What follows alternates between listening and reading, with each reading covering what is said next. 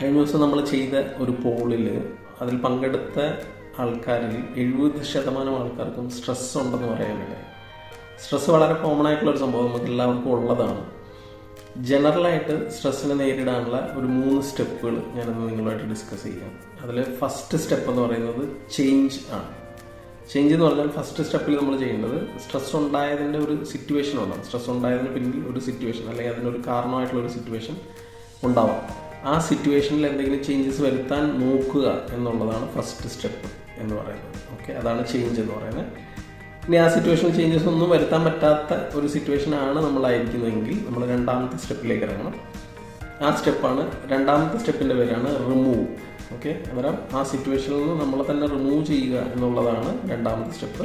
ആ സാഹചര്യത്തിൽ മാറ്റങ്ങളൊന്നും വരുത്താൻ പറ്റാത്തത് കൊണ്ട് നമ്മൾ ആ സാഹചര്യത്തിൽ നിന്ന് മാറാൻ ശ്രമിക്കുകയാണ് രണ്ടാമത്തെ സ്റ്റെപ്പിൽ ചെയ്യുന്നത്.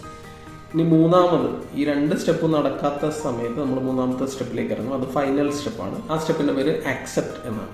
അത് ആക്സെപ്റ്റ് എന്നുള്ള സ്റ്റെപ്പ് കൊണ്ട് ഉദ്ദേശിക്കുന്നത് സാഹചര്യത്തിനെ നമുക്ക് മാറ്റാൻ പറ്റുന്നില്ല, നമ്മുടെ നിയന്ത്രണത്തിലല്ല, നമ്മളെയും സാഹചര്യത്തിൽ മാറ്റാൻ പറ്റുന്നില്ല, അതും എൻ്റെ നിയന്ത്രണത്തിലല്ല എന്നുള്ള ഒരു അണ്ടർസ്റ്റാൻഡിങ്ങോടുകൂടെ ആ സിറ്റുവേഷനെ കംപ്ലീറ്റ്ലി ആക്സെപ്റ്റ് ചെയ്യുക എന്നുള്ളത്. ഇതെൻ്റെ ജീവിതത്തിൻ്റെ ഭാഗമാണ്, ഞാനിതിനെ ഫേസ് ചെയ്തേ പറ്റൂ എന്നുള്ള രീതിയിൽ അതിനെ ആക്സെപ്റ്റ് ചെയ്യുക എന്നുള്ളതാണ് മൂന്നാമത്തെ സ്റ്റെപ്പ് കൊണ്ട് ഉദ്ദേശിക്കുന്നത്. കോമൺ ആയിട്ട് സ്ട്രെസ്സിനെ നേരിടുന്ന ഒരു രീതിയാണ് ഞാൻ ഇന്ന് നിങ്ങളുമായിട്ട് ഡിസ്കസ് ചെയ്തത്. ആ 3 സ്റ്റെപ്പ് നിങ്ങൾ ട്രൈ ചെയ്ത് നോക്കുക. Okay, all the best.